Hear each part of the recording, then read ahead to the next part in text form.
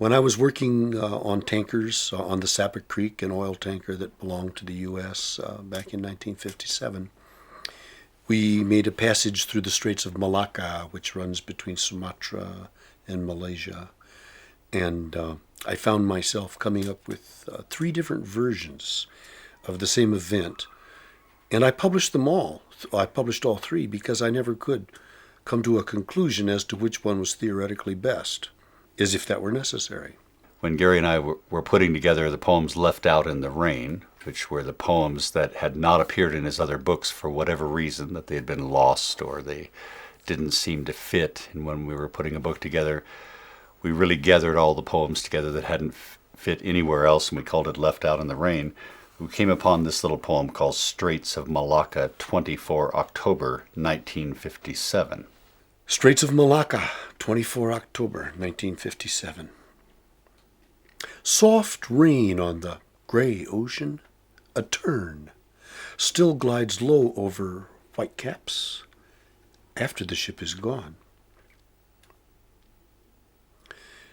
Soft rain on gray sea, a tern glides brushing waves, the ship's silent wake. Fog of rain on water, tern glides over waves, the wake. Each of those, takes a different aspect of it and tries to find a way to look at it. Soft rain on the gray ocean, a tern still glides low over whitecaps after the ship is gone. Soft rain on gray sea, a tern glides brushing waves, the ship's silent wake. Fog of rain on water, tern glides over waves, the wake. And I just loved this when we found it because it is, it's the same thing seen 3 ways. The first telling of this little image is a kind of classic Western American telling. That poem, that little stanza could have been written by any number of British or American poets. The second version, Soft Rain on Gray Sea, is a Chinese version of the same thing. It's written from the style of a Chinese poem, but it's the identical image.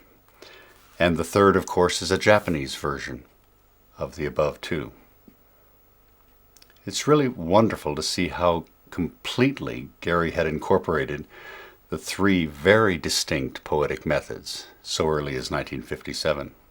It's almost as if it were different drafts of the same poem, all of which were left for us to see. So we get to see the workings of the mind, which is one of the hallmarks of Gary's poetry. So in the first version, the last line is, "After the ship is gone."